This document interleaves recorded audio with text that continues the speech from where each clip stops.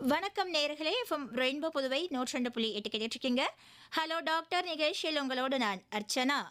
ஒவ்வொரு நாளும் ஆரோக்கியம் சார்ந்த பல விஷயங்களை ஹலோ டாக்டர் நிகழ்ச்சியில் தெரிஞ்சுட்டு வரோம். அந்த வரிசையில் அறுவை சிகிச்சை அப்படின்னாலே ஒரு பயம் எல்லாருக்குமே இருக்கும். அறுவை சிகிச்சைக்கு முன்னால் கவனம் கொள்ள வேண்டிய விஷயங்கள் என்ன, அறுவை சிகிச்சைக்கு பிறகு நம்ம பார்த்துக்கணும், இது போன்ற பல விஷயங்களை நம்ம சந்தேகங்களுக்கு விளக்கம் தர நம்முடைய நிலையத்திற்கு வந்திருக்காங்க புதுச்சேரி பொது அறுவை சிகிச்சை பிரிவின் உதவி பேராசிரியர் டாக்டர் ஜே சரத்குமார் அவர்கள். வணக்கம் டாக்டர். ஹலோ டாக்டர் நிகழ்ச்சிக்கு உங்களை வரவேற்கிறோம். வணக்கம், அனைவருக்கும் வணக்கம். டாக்டர், இந்த அறுவை சிகிச்சை அப்படின்னாலே நான் முன்னமே சொன்ன மாதிரி எல்லாருக்குமே ஒரு பயங்கர பயம் அப்படின்னு சொல்லலாம். ஸோ இந்த அறுவை சிகிச்சைக்கு முன்னால ஒவ்வொரு அறுவை சிகிச்சையும் ஒரு மாதிரி, அறுவை சிகிச்சைக்கு முன்னால என்ன மாதிரியான பரிசோதனைகள் உங்க எடுத்துக்கணும் பேஷண்ட்ஸ்? அறுவை சிகிச்சைக்கு முன்னாடின்னு பார்த்தீங்கன்னா அது அறுவை சிகிச்சை பொறுத்து மாறும். பட் அடிப்படை சில இரத்த பரிசோதனைகள் இருக்குது. ஸோ அது பார்த்தீங்கன்னா கம்ப்ளீட் பிளட் கவுண்ட், சிபிசின்னு சொல்லுவோம். கம்ப்ளீட் பிளட் கவுண்ட், அப்புறம் கிட்னி ஃபங்க்ஷன் டெஸ்ட், அதில் யூரியா, கிரியாட்டினின் மற்றும் நம்மளோட உப்பு, சீரம், எலக்ட்ரோலைட்ஸ் அதெல்லாம் பார்ப்போம். ஸோ இதெல்லாம் சரியாக இருக்கணும். அதுக்கப்புறமா நம்ம பார்த்திங்கன்னா பிளட் எப்படி உறையுது, ரத்த உறையுதல், so bleeding time, clotting time, prothrombin time, international normalized ratio, இதெல்லாம் பிடிஐஆர்னு சொல்லுவோம். இதெல்லாம் நம்ம பார்த்துட்டு ரத்தம் உறையுதா, ஸோ நம்ம கிட்னி ஒழுங்காக செயல்படுதா, ரத்தத்தில் ரத்த அணுக்கள், வெள்ளை அணுக்கள் மற்றும் அந்த பிளேட்லெட்டுன்னு சொல்லுவோம். ஸோ அதெல்லாம் கரெக்டாக நார்மல் லிமிட்டில் இருக்கான்னு பார்ப்போம். இதில் ஏதாவது குறைபாடுகள் இருந்தால், ரத்தம் உரையிறதுலையோ ஸோ அந்த மாதிரிலாம் இருந்ததுன்னா ஆப்ரேஷன் பண்ணும்போது நமக்கு கொஞ்சம் சிக்கல்கள் ஏற்படலாம் பின்னாடி. ஸோ இதுக்கு இல்லாமல் அடுத்து நம்ம ஹார்ட், இதய துடிப்பு எப்படி இருக்குது அப்படின்னு பார்க்கறதுக்கு இசிஜி எடுப்போம், எக்கோ கார்டியோகிராம் சொல்லுவோம். இல்லைன்னா வயதானவர்கள் அவரெல்லாம் இருக்கும்போது அவங்களுக்கு 2D எக்கோ, ஹார்ட்டோட ஃபுல் ஃபங்க்ஷன், அதாவது ரத்தம் எந்த அளவுக்கு பம்ப் பண்ணுது அப்படின்னு பார்க்குறது 2D எக்கோ ஸ்கேன் ஒன்று எடுக்கிற மாதிரி இருக்கும். ஸோ பேசிக்காக இந்த இன்வெஸ்டிகேஷன் எடுத்துகிட்டு அப்புறம் நம்ம யூரின் டெஸ்ட் ஒன்று எடுக்கணும், யூரின் ரொட்டீன் சொல்லுவோம். ஸோ அதில் யூரினில் ஏதாவது புரதம் வருதா, இல்லை சர்க்கரை வருதா, இதெல்லாம் பார்ப்போம். அதுக்கப்புறம் ரத்தத்தில் சர்க்கரை அளவு, so random blood glucose level இல்லைனா ஃபாஸ்டிங் பிளட் குளுக்கோஸ் லெவல், இதில் ஏதாவது ஒன்று எடுப்போம். ஃபாஸ்டிங் பிளட் குளுக்கோஸ்னால் நம்ம ஒரு 8 மணி நேரம் 10 மணி நேரம் நைட்டு தூங்கி எழுந்திரிச்சு காலையில் எழுந்திருக்கும் போது அந்த கேப் இருக்குது பார்த்தீங்களா, ஸோ அது அப்போ நம்ம மெஷர் பண்ணி பார்க்குறத ஃபாஸ்டிங் குளுக்கோஸ். ரேண்டம் குளுக்கோஸ்னால் நம்ம எப்போ வேணாலும் எடுத்து பார்க்கலாம். ஸோ அது அதுக்கான நார்மல் லிமிட்ஸ்குள்ளே நம்ம இருந்துச்சுன்னா ப்ராப்ளம் இல்லை. ஓகேங்களா? ஸோ இதெல்லாம் நம்ம அடிப்படையாக எடுக்க வேண்டியது. அறுவை சிகிச்சையை பொறுத்து மாறுபடுதல்னா இப்போ பெரிய சர்ஜரி அதெல்லாம் எடுக்கும்போது சம்டைம்ஸ் நம்மளுக்கு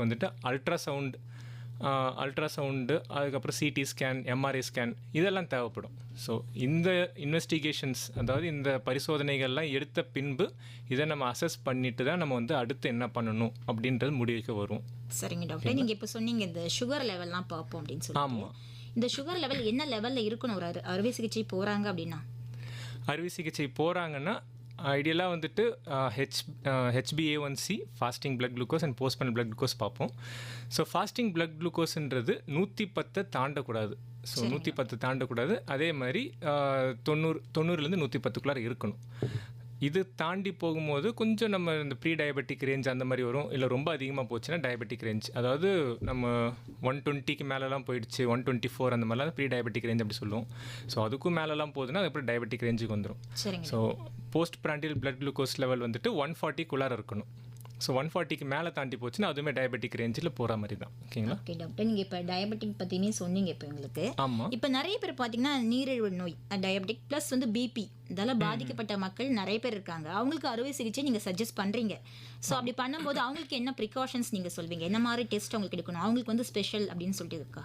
ஆமாம் இருக்குது. அவங்களுக்கு இது ஹெச்பிஏ1சின்னு ஒன்று சொல்லியிருந்தேன் பார்த்தீங்களா, அந்த ஹெச்பிஏ1சி அவங்க கண்ட்ரோலில் வச்சுருக்கணும். ஸோ அவங்க லெஸ் தேன் 6.5 ஹெச்பிஏ1சி மெயின்டைன் பண்ணுறாங்கன்னா ஸோ அவங்க ஒரு குட் கண்ட்ரோலில் வச்சுருக்காங்கன்னு அர்த்தம். இந்த ஹெச்பிஏ1சி நம்மது கடந்த 3 மாதங்கள் எந்த அளவுக்கு நம்ம சர்க்கரையை நம்ம மெயின்டைன் பண்ணிக்கிட்டு வரோன்றதை அது நம்ம தெரியப்படுத்தும்.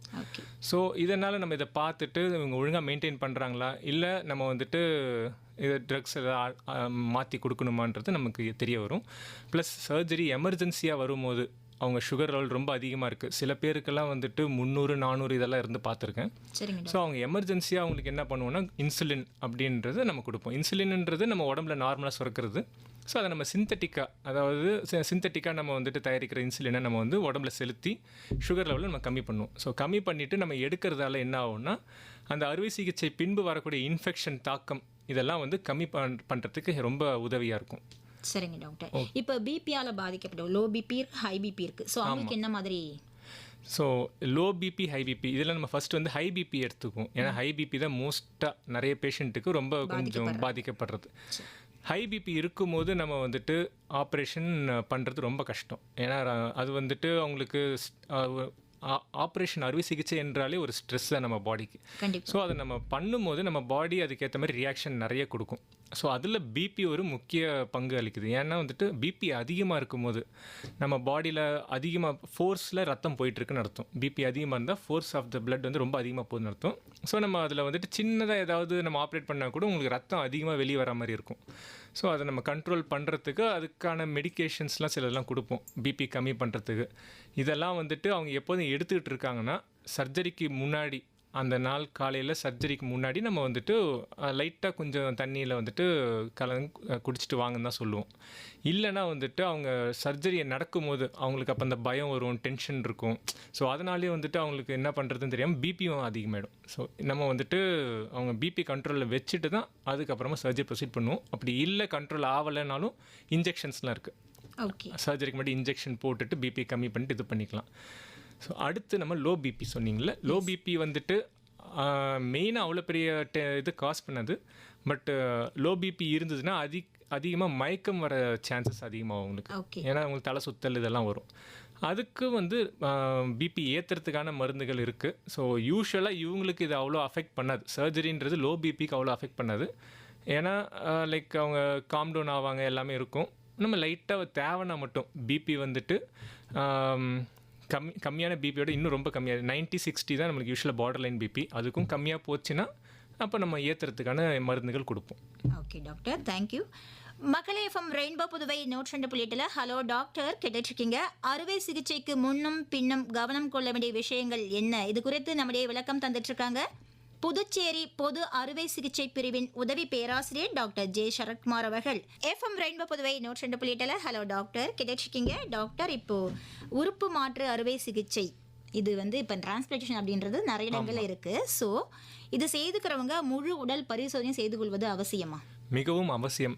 ஏன்னா உறுப்பு மாற்று சிகிச்சைன்றது மற்ற சர்ஜரி மாதிரி கிடையாது. இதனால் அவங்க வந்துட்டு ஒரு லைஃப் லாங் ஒரு சேஞ்சில் இருப்பாங்க. டிரான்ஸ்பிளான்ட்ன்றது மிகவும் சாதாரண சர்ஜரியும் கிடையாது. லாங் டேர்மாக அவங்க வந்துட்டு நிறைய மருந்துகளும் எடுத்துக்கொள்ள வேண்டியது வரும். ஸோ இதுக்கு முன்னாடி நம்ம என்ன பார்க்க வேண்டியதுன்னா, ஃபஸ்ட்டு உறுப்பு மாற்று அறுவை சிகிச்சைக்கு முன்னாடி நான் சொன்ன அந்த அடிப்படை ரத்த பிளட் டெஸ்ட் அது சொல்லியிருந்தாங்களே, அதை கண்டிப்பாக எடுக்கணும். அது இல்லாமல் உறுப்பு மாற்று அறுவை சிகிச்சைக்கு தகுந்தாற் போல் அதுக்கான இன்வெஸ்டிகேஷன். ஸோ இப்போ ஹார்ட் டிரான்ஸ்பிளான்ட் பண்ணுறாங்க, ஹார்ட் லங் டிரான்ஸ்பிளான்ட் பண்ணுறாங்கன்னா அதுக்கேற்ற மாதிரி நம்ம வந்துட்டு எக்கோ கார்டியோகிராம் இதெல்லாம் பண்ணி பார்க்கணும். சுத்தமாக ஹார்ட் வேலை செய்யலை அப்படின்னா வந்துட்டு ஸோ அடுத்து வந்துட்டு அந்த டோனார் ஹார்ட்டு ப்ளஸ் ரெசிபியன்ட் ஹார்ட்னு சொல்லுவோம். டோனார்னால் தரவங்க. ஸோ ரெசிபியன்ட்னா இந்த ஹார்ட் வந்து பெறுபவர். ஸோ அவங்களையும் நம்ம வந்து லைக் டெஸ்ட் பண்ணிவிட்டு அந்த மாதிரி தான் வந்துட்டு நெக்ஸ்ட் லெவலில் அவங்களுக்கு இன்ஃபெக்ஷன் ஏதாவது இருக்கா, அவங்க லைக் இது வந்து பேஷண்ட்டுக்கு மட்டும் கிடையாது, அந்த உறுப்பை தானம் தருபவர்களின் உடல் நலத்தையும் பொறுத்து சார்ந்தது. ஸோ இன்கேஸ் ஆமாம், இப்போ கிட்னி தரவருங்கன்னா அவங்களோட பிளட் குரூப் வந்துட்டு 2 பேருக்கும் மேட்ச் ஆகணும். ஸோ இவருக்கும் பி பாசிட்டிவ் இருந்தால் அவருக்கும் பி பாசிட்டிவ் இருக்கணும். அதே மாதிரி அவங்களுக்கு வந்துட்டு சில இது சொல்லுவோம், இம்யூனோகுளோபுலின்ஸ் அந்த தாக்கங்கள் ஆகக்கூடாதுன்றதுக்காக. ஸோ இதெல்லாம் வந்து கிராஸ் மேட்சிங் சொல்லுவோம். அந்த கிராஸ் மேட்சிங் ஆகுதான்னு பார்ப்போம். அதுக்கப்புறம் பார்த்தீங்கன்னா அவரோட கிட்னி 2 கிட்னி இருக்கும் ஒரு மனிதனுக்கு. ஸோ 2 கிட்னியுமே அவருக்கு நல்லா வேலை செய்யுதான்னு பார்க்கணும் ஃபஸ்ட்டு. அவருக்கு ஏதாவது ஒரு கிட்னி வேலை செய்யலைனாலும் அவரால் தானம் பண்ண முடியாது. ஓகேங்களா? ஸோ அதனால் வந்துட்டு 2 கிட்னி ஃபங்க்ஷனையும் பார்த்துட்டு ஸோ அவருக்கு நல்லா வேலை செய்யுதுன்னா அப்போ வந்துட்டு ஒரு கிட்னியை நம்ம ஹார்வெஸ்ட் பண்ணுறதுக்கு நம்ம ப்ரிப்பேர் பண்ணுவோம். ஸோ இப்போ பெறுபவருக்கும் இதே மாதிரி தான். ஸோ இவருக்கும் வந்துட்டு ஏதாவது தொற்று நோய் இருக்கா இல்லையா இதெல்லாம் பார்க்கணும். இதை பார்த்துட்டு அதுக்கப்புறமா இவருக்கு வந்துட்டு வேறு ஏதாவது ப்ராப்ளம்ஸ் இருக்கா அதெல்லாம் பார்த்துட்டு அதுக்கப்புறமா நம்ம வந்துட்டு நம்ம ப்ரொசீட் பண்ணணும். ஸோ நம்ம வந்துட்டு நெக்ஸ்ட்டு என்னென்னா, இந்த புகைப்பிடித்தல், மது அருந்துதல் இதெல்லாம் வந்துட்டு அவங்கள தவிர்க்க சொல்லணும். ஏன்னா இதெல்லாம் ரிஜெக்ஷன் சான்சஸ்க்கு அதிகமாகும். ஸோ நம்ம எந்த அளவுக்கு அந்த டிரான்ஸ்பிளான்ட் பண்ணக்கூடிய அந்த ஆர்கன் வந்துட்டு ப்ரிசர்வ் பண்ண முடியுமோ அந்த அளவுக்கு நம்ம பெட்டராக கொண்டு வரதுக்கான வழிமுறைகளை பின்படுத்த வேண்டும். ஓகே டாக்டர், நிறைய விஷயங்களை சொல்லியிருக்கீங்க. இந்த தொற்று ஏற்படாமல் இருக்க தடுப்பூசிகள் போட்டுக்கொள்வது அவசியமா? மிகவும் அவசியம். டாக்டர் நேர் வந்திருக்காங்க, நம்ம கண்டிப்பாக பேசலாம். கண்டிப்பாக. வணக்கம். ஹலோ வணக்கம்.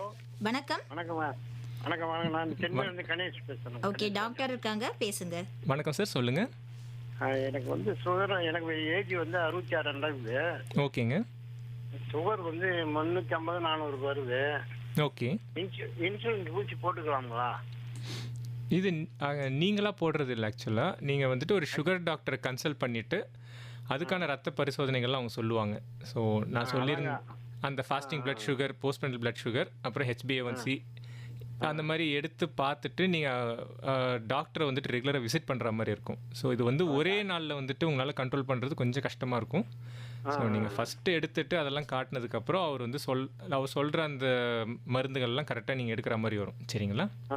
அதுக்கப்புறம் அது கம்மியாகுதா இல்லை ரொம்ப கம்மியாகுதா அது மாதிரி அவங்க வந்து அட்ஜஸ்ட் பண்ணுவாங்க. நீங்கள் உங்களை சாப்பிட்ற வழிமுறைகளையும் கொஞ்சம் மாற்றுற மாதிரி வரும். சரிங்களா? அதையும் கொஞ்சம் பார்த்துக்கணும். அது கைகள்லாம் ரொம்ப அசதியாக இருக்கு.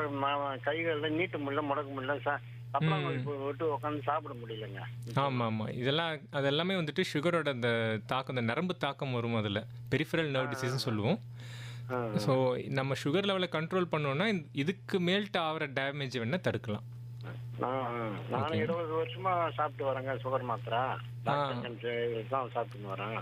3 மாதம் ஒரு ரத்த டெஸ்ட் எடுக்கிறோம். ஆமாம், கரெக்டாக தான் பண்ணுறீங்க. அந்த மாதிரி நீங்கள் கரெக்டாக ஃபாலோ பண்ணிக்கிட்டே வந்தீங்கன்னா உங்களுக்கு வந்து பெட்டராக இருக்கும். பட் 350 300லாம் இருக்கிறது ரொம்ப அதிகம். ஒரு நல்ல டயபெட்டாலஜிஸ்ட் பார்த்துட்டு அதுக்கேற்ற மாதிரி கன்சல்ட் பண்ணிக்கோங்க. நன்றி சார். நன்றிங்க. தேங்க்யூ சார், தேங்க்யூ கால் பண்ணதுக்கு. Thank you doctor. நம்ம இப்போ இந்த டிரான்ஸ்பிளான்டேஷன் பற்றி பேசிகிட்டு இருந்தோம். டிரான்ஸ்பிளான்டேஷனில் வந்து கண்டிப்பாக வந்து அவங்க இன்ஃபெக்ஷன் ஆகாமல் இருக்கணும் அப்படின்னு சொன்னீங்க. ஆமாம். ஸோ இப்போ தொற்று ஏற்படாமல் இருக்க அந்த தடுப்பூசி போட்டுக்கொள்வது அவசியமா? கண்டிப்பாக அவசியம். இப்போ நம்ம சீரியஸ் சர்ஜரிக்கு பார்த்தீங்கன்னா யூஸ்வலாக தேவை இருக்காது. டிடி இன்ஜெக்ஷன் அதுக்கு மேலே பெருசாக தேவை இருக்காது. இல்லை ஹெப்படைட்டிஸ் பி அந்த மாதிரி வேக்சின் எடுக்கலாம். பட் டிரான்ஸ்பிளான்ட்னு வரும்போது நம்ம லைஃப் லாங் இந்த ஸ்டீராய்ட்ஸ் இல்லை இம்யூனோசப்ரசன்ட்னு சொல்லுவோம், நம்மளோட எதிர்ப்பு தன்மையை கம்மி பண்ணுற மாதிரியான ட்ரக்ஸ் நம்ம லைஃப் லாங் எடுக்கிற மாதிரி இருக்கும். ஏன்னா நம்ம பாடி வந்துட்டு எப்போதுமே நம்ம பாடியில் இருக்கிற செல்ஸ் தவிர வேறு எது வந்தாலுமே அதை அழிக்க தான் பார்க்கும். ஸோ நம்ம இன்னொருத்தவங்களோட ஒரு உறுப்பையை எடுத்து உள்ளார வைக்கும் போது அதை அழிக்க தான் அது பார்க்கும். ஸோ நம்ம வந்து அதை மறைக்கிறதுக்கு இந்த இம்யூனோசப்ரசன்ட் ட்ரக்ஸ் கொடுப்போம். ஓகே. ஸோ நம்ம வந்துட்டு அதுக்கேற்ற மாதிரி நம்ம என்ன பண்ணணும்னா லைக்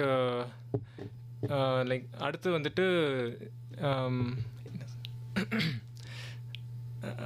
ஸோ இந்த ட்ரக்ஸ்லாம் வந்துட்டு நம்ம ப்ராப்பராக ஃபாலோ பண்ணலன்னா ரிஜெக்ஷன்ஸ் போகிறதுக்கான சான்சஸ் இருக்குன்னு சொல்லியிருந்தேன். ஸோ டிரான்ஸ்பிளான்ட் சர்ஜரி அப்போ நம்ம வந்துட்டு இந்த தொற்று வராமல் இருக்கிறதுக்கு சில வேக்சின் சொல்லுவோம். ஸோ நியூமோகாக்கல் வேக்சின் அந்த மாதிரி இருக்குது. அப்புறம் hepatitis B vaccine, influenza vaccine, அந்த மாதிரி நிறைய வேக்சின்ஸ் இருக்குது. ஸோ இதெல்லாம் மோஸ்ட்லி அவங்க கொடுத்துருவாங்க இன்ஃபெக்ஷன் வராமல் இருக்கிறதுக்கு. Okay doctor, thank you. டாக்டர், இன்னும் ஒரு கேள்வி. அறுவை சிகிச்சை செய்யறதுக்கு முன்னால் இந்த தண்ணீர் வந்து சொல்கிறாங்க, தண்ணீர் வந்து குடிக்காதீங்க, சாப்பிடாதீங்க, ஒரு பர்டிகுலர் டைம் சொல்கிறாங்க, இதுக்கு முன்னால் தண்ணீர் குடிக்கிறது அவாய்ட் பண்ணுங்கன்னு சொல்லிட்டு, அதை பற்றி எங்களுக்கு விளக்கம் சொல்லுங்கள் டாக்டர். ஆமாம், இது ஆக்சுவலாக வந்துட்டு ரொம்ப முக்கியமானது. ஜென்ரல் அனஸ்தீஷியா இல்லை ஸ்பைனல் அனஸ்தீஷியா இது கொடுக்கும்போது இதெல்லாம் வந்துட்டு நம்ம கரெக்டாக ஃபாலோ பண்ணணும். இதில் வந்துட்டு அறுவை சிகிச்சை பொறுத்துன்னு இல்லை, இது வந்து அனஸ்தீஷியாவால் வர மெயினான சைடு எஃபெக்ட்டு. ஏன்னா நம்ம அனஸ்தீஷியா கொடுத்ததுக்கப்புறம் நம்ம பாடியோட ரிஃப்ளெக்ஸஸ்ன்னு சொல்லுவோம். ஸோ இப்போ நம்ம தண்ணி ஏதாவது நம்ம முழுங்கும் போது பொறையேறுதுன்னு சொல்கிறோம் பார்த்தீங்களா, அது நம்ம நார்மலோட பாடி ரிஃப்ளெக்ஸ். ஸோ இதெல்லாம் வந்துட்டு எல்லாமே போயிடும்.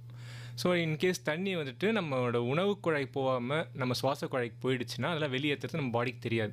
ஸோ அந்த மாதிரி போச்சுன்னா அது வந்து பெரிய காம்ப்ளிகேஷன் போயிடும். ஸோ இதனால தான் நம்ம வந்துட்டு என்ன சொல்லுவோன்னா, ஒரு ஆப்ரேஷனுக்கு முன்னாடி சாலிட் ஃபுட்ஸ்னால் சாப்பாடு, இட்லி இந்த மாதிரிலாம் இருக்குங்கள, இதெல்லாம் வந்துட்டு ஒரு 6லேருந்து 8 மணி நேரத்துக்கு சாப்பிடாமல் இருக்கணும். சரிங்க டாக்டர். அதுக்கப்புறம் பார்த்தீங்கன்னா லிக்விட் ஃபுட்ஸ் வந்துட்டு கிளியர் லிக்விட்ஸ்ன்னு சொல்லுவோம். கிளியர் லிக்விட்ஸ் வந்து 2 ஹவர்ஸ் வந்து எதுவும் எடுத்துக்காமல் இருக்கணும். நீங்கள் கடைசியாக 2 மணி நேரத்துக்கு முன்னாடி வரைக்கும் தண்ணி குடிக்கலாம். அதுக்கப்புறம் நீங்கள் தண்ணியெல்லாம் எதுவும் குடிக்கக்கூடாது. இல்லை கிளியர் லிக்விட்ஸ்னால் இளநீ அந்த மாதிரி. இதுக்கு நடுவில் பால் குடிக்கலாமான்னு கேட்டிங்கன்னா அதுவும் லிக்விட் தானேன்னு கேட்டிங்கன்னா அதான் கிடையாது. பாலுன்றது ஒரு சாலிட் ஃபுட் மாதிரி தான் நம்ம எடுத்துக்கணும். ஏன்னா அதில் வந்துட்டு இருக்கிற அந்த ப்ரோட்டீன்ஸ் அண்ட் எல்லா கண்டென்ட்ஸும் பார்த்தீங்கன்னா ஒரு சாலிட் ஃபுட்டுக்கு ஈக்குவலண்ட்டானது. ஸோ அதுக்கு அட்லீஸ்ட் 6 ஹவர்ஸாக தேவைப்படும்.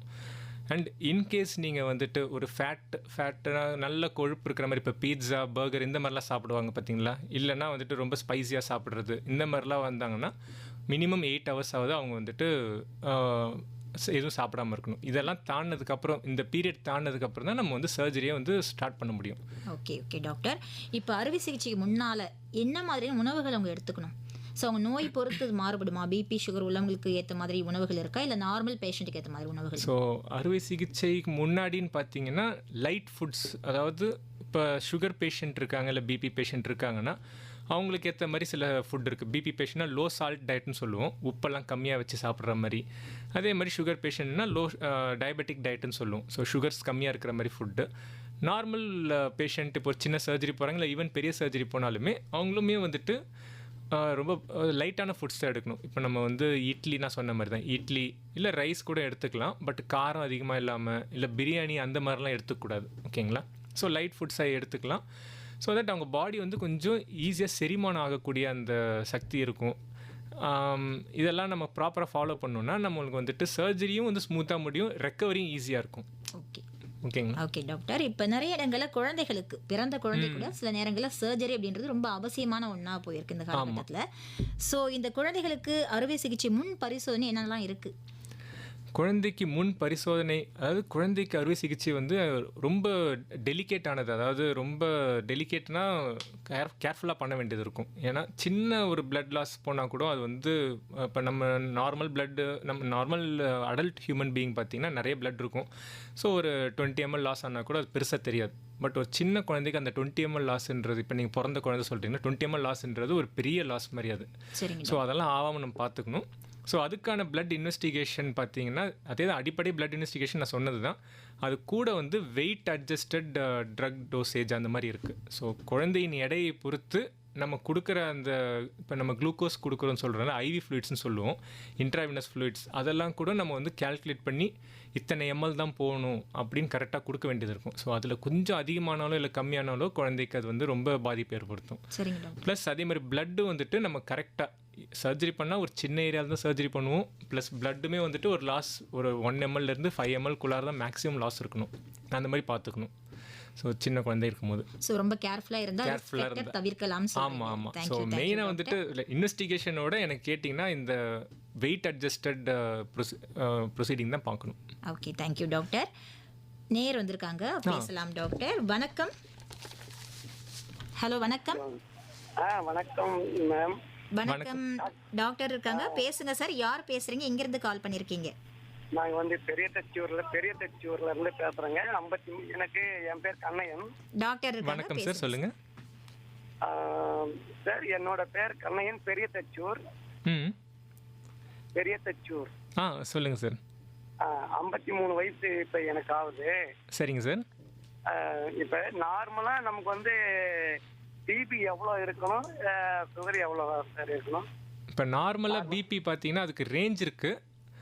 ஆவரேஜான்னு பார்த்தீங்கன்னா 140க்கு 80 இருக்கணும். சரிங்களா? 140க்கு 80ங்களா? 140க்கு 80 ஆவரேஜாக இருக்கணும். இதில் வந்துட்டு 140 வந்து 145 150 கூட போகலாம். ஆனால் 160 அதை தாண்டக்கூடாது. அதே மாதிரி கீழே இருக்கிற பிபி வந்து 100 தாண்டக்கூடாது. ஸோ 160க்கு 90 வரைக்கும் லைக் மேனேஜபிள். அதுக்கு மேலே போச்சுன்னா, அதான் 120 மேலே போனாலோ இல்லை கீழே இருக்கிற பிபி வந்து 100க்கு மேலே போனாலோ உங்களுக்கு வந்து ஹை பிபின்னு சொல்லுவோம். High BP. ஆமாம். அந்த மாதிரி இந்த கொலஸ்ட்ராலுடைய அளவு இப்போ 53 வயசுக்கு தகுந்த அளவுக்கு எவ்வளோ இருக்கணுங்க? கொலஸ்ட்ராலில் வந்துட்டு நிறைய இருக்குது ஆக்சுவலாக. ட்ரைக்ளிசரைட்ஸு, விஎல்டிஎல், ஹெச்டிஎல்லாம் சொல்லுவோம். ஸோ உங்களுக்கு வந்துட்டு டோட்டல் கொலஸ்ட்ரால் வந்துட்டு ஒரு 200க்குள்ளார மெயின்டைன் ஆகிடுச்சுன்னா போதும். உங்களுக்கு 180 200க்குள்ளார இருந்தாலே உங்களுக்கு அது நார்மல் லெவலில் இருக்குன்னு தான் சொல்லுவோம். 2 நாளைக்கு முன்னே, இது ஒரு 2 வாரத்துக்கு முன்னே எடுக்கும்போது 173 இருந்தது ரத்த டெஸ்ட். கொலஸ்ட்ராலில் தான் சொல்கிறீங்களா? ஆமாம், கொலஸ்ட்ரால் நார்மல் லெவலில் தான் இருக்குது. நீங்கள் ரொம்ப இது பண்ணிக்க வேணாம். அதில் விஎல்டிஎல், ஹெச்டிஎல் லெவல் தனியாக 2 இருக்கும். ஸோ அதுவுமே வந்துட்டு நீங்கள் வந்து கரெக்டாக மெயின்டைன் பண்ணணும். ஹெச்டிஎல் ஒரு 40 இருக்கணும். ஸோ அந்த மாதிரி நீங்கள் கரெக்டாக மெயின்டைன் பண்ணிட்டீங்கனாலே உங்களுக்கு வந்துட்டு போதும். அதுக்காக தான் கேட்டேன். சரி, ஒரு கொஸ்டின் தான். சொல்லுங்கள். என்னோட ஃப்ரெண்டு, அவங்களுக்கு வந்து எங்கள் ஃப்ரெண்டு இல்லை, எங்கள் மாமா, அவர் 77 வயசு ஆச்சு. சரிங்க. அவங்க வந்து பௌத்திர ஆப்ரேஷன் பண்ணாங்க பெட்டக்ஸில். ஓகேங்க. அந்த காயம் ஆறணும்னா இன்சுலின் ஊசி போடணும்னு சொல்லிட்டு சொன்னாங்க. சரிங்க. அது அந்த அளவுக்கு சாத்தியப்படுமா இல்லை அதுக்கும் சுகருக்கும் ஏதாவது சம்மந்தம் இருக்குங்களா? அதுக்கும் சுகருக்கும் சம்மந்தம் இருக்குது. பௌத்திரம்ன்றது ஒரு இன்ஃபெக்ஷன்னால வர்றது. ஸோ நீங்கள் வந்துட்டு அந்த சுகர் கண்ட்ரோல் ஒழுங்காக பண்ணலன்னா திரும்ப அந்த இடத்துல இன்ஃபெக்ஷன் வரத்துக்கான வாய்ப்புகள் அதிகம். ஸோ உங்களுக்கு இதனால கூட பௌத்திரம் திரும்ப வரத்துக்கான வாய்ப்புகள் இருக்கு. ஆமா. அதான் இப்போ இன்சுலின் தான் போட்டுன்னு வந்தாங்க, இன்ஜெக்ஷன் போட்டுன்னு வந்தாங்க. சரிங்க.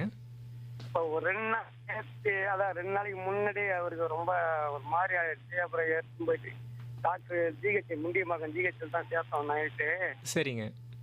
அப்புறம் அதுக்கு அந்த மாதிரி பண்ணாங்க. அப்புறம் இதுக்கு மேலே நீங்கள் இந்த இன்சூரன்ஸ் ஊசி போட வேணாம்னு சொல்லிட்டாங்க. ஓகே, அதுக்கு தான் அடிக்கடி நம்ம வந்துட்டு மருத்துவரை பார்த்து டோஸ் கரெக்ஷன் பண்ணணும். ஸோ 2 மாதத்துக்கு ஒரு வாட்டி இல்லை 3 மாதத்துக்கு ஒரு வாட்டி நீங்கள் வந்து பிளட் சுகர் லெவலும் இன்சுலினும் கரெக்டாக இருக்கான்றது, இன்சுலின் எடுக்கிறதும் கரெக்டாக இருக்கான்றது டாக்டர்கிட்ட பார்த்து நீங்கள் செக் பண்ணிக்கிற மாதிரி இருக்கும். அதான் டாக்டர். அது சரி. சரிங்க சார். ரொம்ப தேங்க்ஸ். நன்றிங்க. அழுத்தமிக்கு நன்றி. மக்கள் FM rainbow Puduvai 102.8 hello doctor கேட்டுருக்கீங்க. அறுவை சிகிச்சைக்கு முன்னும் பின்னும் கவனம் கொள்ள வேண்டிய விஷயங்கள் என்னென்ன, இது குறித்து நம்முடைய விளக்கம் தந்துட்டு இருக்காங்க புதுச்சேரி பொது அறுவை சிகிச்சை பிரிவின் உதவி பேராசிரியர் doctor J Sarathkumar. FM rainbow Puduvai 102.8 hello doctor கேட்டுருக்கீங்க. அறுவை சிகிச்சைக்கு முன்னும் பின்னும் கவனம் கொள்ள வேண்டிய விஷயங்கள் குறித்து நம்முடைய விளக்கம் தந்துட்டு இருக்காங்க புதுச்சேரி பொது அறுவை சிகிச்சை பிரிவின் உதவி பேராசிரியர் டாக்டர் ஜே சரத்குமார் அவர்கள். டாக்டர், இந்த அறுவை சிகிச்சைக்கு முன்னால் என்னெல்லாம் பண்ணணும்னு நம்ம பேசிட்டு இருந்தோம். ஸோ அறுவை சிகிச்சை அப்படின்னா ஒரு பயம் இருக்கும்னு நம்ம முன்னமே சொல்லியிருந்தோம். இவங்களை வந்து மனதளவில் தயார் பண்ண உங்களுக்கு கவுன்சிலிங் தருவீங்களா, இல்லை ஃபேமிலி சப்போர்ட் உங்களுக்கு எப்படி இருக்கணும் ஒரு அறுவை சிகிச்சைக்கு முன்னால் அந்த பேஷண்ட்டுக்கு? இது வந்து மல்டி டிசிப்ளினரி அப்ரோச்னு சொல்லுவோம். ஸோ டாக்டர் சைட்லேருந்து மனதளவில் சப்போர்ட் கொடுப்போம். அதே மாதிரி பேஷண்ட் சைட்லேருந்தும் அவங்க ரிலேட்டிவ்ஸ் சைடில் சப்போர்ட் இருக்கணும். ஸோ ஃபஸ்ட்டு அந்த பேஷண்ட்டுக்கு என்ன மாதிரியான நோய் இருக்குது அப்படின்றத அவருக்கு எளிதான முறையில் புரிய வைப்போம். ஸோ அதை நம்ம புரிய வைக்கும் போது அவருக்கு அந்த பயம் போகணும். ஸோ அவருக்கு இருக்கிறது சாதாரண இது தானா இல்லை ரொம்ப பெரிதா, அது எப்படின்னு அவருக்கு ரொம்ப கம்ஃபர்டபுளாக புரிய வைக்கிற மாதிரி சொல்லுவோம். ரொம்ப பயமுறுத்துற மாதிரிலாம் சொல்ல மாட்டோம்.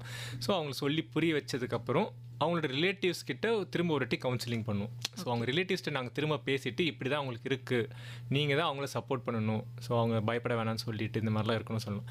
ஏன்னா நம்மளுக்கு மனதளவில் ஒருத்தவங்க நல்லா இருந்தால் தான் உடல் அளவுலையும் அவங்களால வந்துட்டு ஆமாம் நல்லா முன்னுக்கு வர முடியும். ஏன்னா வந்துட்டு இப்போ சர்ஜரின்றது வெறும் ஃபிசிக்கலாக நம்ம ஸ்ட்ரெஸ் கொடுக்கறது கிடையாது. பேஷண்ட்டுக்கு மென்டலாக ஸ்ட்ரெஸ் இருந்ததுன்னா அவங்களுக்கு சரியாக தூக்கம் வராது. சரியாக தூக்கம் இல்லைனாலே நம்ம பாடியால் சரியாக ஹீல் ஆகாது. ஸோ அதனால் வந்துட்டு அவங்க மனதளவு ஸ்ட்ரெஸ் இருந்தாங்கன்னா சரியாக ஹீல் ஆகாது. ப்ளஸ் சரியாக சாப்பிட மாட்டாங்க. சாப்பிட்லன்னா போதுமான நியூட்ரிஷன் அந்த போஷாக் கிடைக்காததுனால அதனாலையும் பாடிக்கு வந்து சரியான அந்த ரெக்கவரி வராது.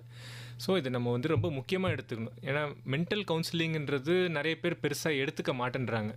ஸோ இப்போ இந்த காலகட்டத்தில் ஜஸ்ட்டு இதுதான் பண்ணுறோம், ஃபிசிக்கல் இது பண்ண போகிறோம் அப்படின்னு சொல்லிடுவாங்க. பட் மென்டல் கவுன்சிலிங்ன்றது ஒரு முக்கியமான தேவை.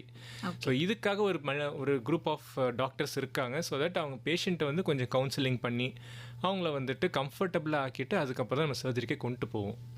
Okay doctor. ஸோ ஒரு கம்ஃபர்ட் ஜோன் வந்தால் தான் அவங்க உடம்பு ஹீல் பண்ணும் அப்படின்னு சொல்லியிருக்கீங்க doctor. Thank you.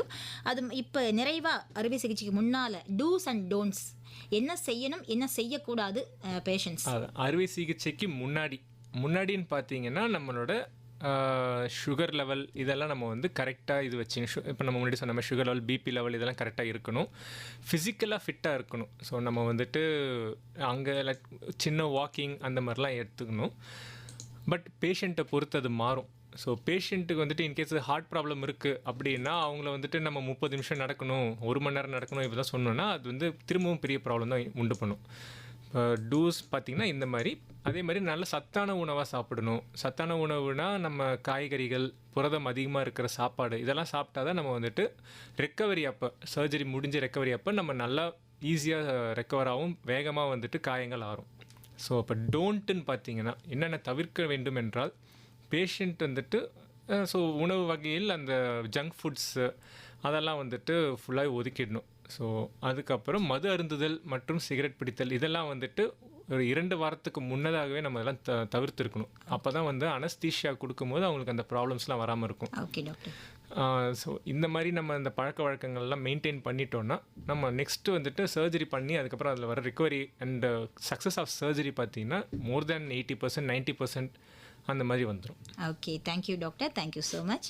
FM rainbow Puduvai 102.8 hello doctor கிடைச்சிருக்கீங்க. அறுவை சிகிச்சைக்கு முன்னும் பின்னும் கவனம் கொள்ள வேண்டிய விஷயங்கள் குறித்து நம்முடைய விளக்கம் தந்துட்டு இருக்காங்க புதுச்சேரி பொது அறுவை சிகிச்சை பிரிவின் உதவி பேராசிரியர் டாக்டர் ஜே சரத்குமார் அவர்கள். டாக்டர், அறுவை சிகிச்சைக்கு முன்னால என்ன ப்ரிகாஷன்ஸ் நம்ம பேசியாச்சு. ஸோ அறுவை சிகிச்சை பண்ணியாச்சு ஒரு பேஷண்ட்டுக்கு, அதுக்கு பின்னாடி அவங்க எப்படி பார்த்துக்கணும் அது குறித்த கேள்விகள் எங்களுக்கு இருக்கு. அறுவை சிகிச்சைக்கு பின்னாடி மருந்துகள் எவ்வளோ நாள் அவங்க எடுத்துக்கணும், அந்த டியூரேஷன் என்ன? ஓகே. ஸோ இது வந்துட்டு சிகிச்சையை பொறுத்து மாறும். சின்ன கட்டிகள், இப்போ லைப்போமான்னு சொல்லுவோம், இல்லை வேர்க்குரு கட்டி, செபேஷியஸ், இந்த மாதிரி சின்ன கட்டி அந்த மாதிரிலாம் நம்ம அகற்றும் போது அதுக்கு வந்துட்டு அவங்களுக்கு மருந்துகள் 5லேருந்து 7 நாள் வரைக்கும் தான் தேவைப்படும். ஸோ ஆன்டிபயோட்டிக்ஸ், பெயின் கில்லர் ஆகட்டும், ஈவன் அவங்களுக்கு வந்து ரெஸ்ட் எடுக்கிறதுக்குமே ஒரு வாரத்திலே எல்லாமே பூர்த்தி ஆகிடும். ஸோ இதுக்கப்புறம் பெரிய சர்ஜரின்னு வரும்போது, இப்போ வயிற்றில் ஏதாவது பெரிய சர்ஜரி பண்ணுறாங்க, இன்கேஸ் அவங்களுக்கு அறுவை சிகிச்சை ஏதாவது குடலில் ஏதாவது சின்னதாக ஒரு ஓட்டை விழுந்துருச்சு, ஸோ அதை நம்ம சர்ஜரி பண்ணியிருக்கோன்னா, ஸோ அதுக்கான ஆன்டிபயோட்டிக்ஸ் பார்த்தீங்கன்னா மினிமம் 7 டேஸ்லேருந்து ஒரு 10 டேஸாவது ஆன்டிபயோட்டிக்ஸ் போகிற மாதிரி இருக்கலாம்.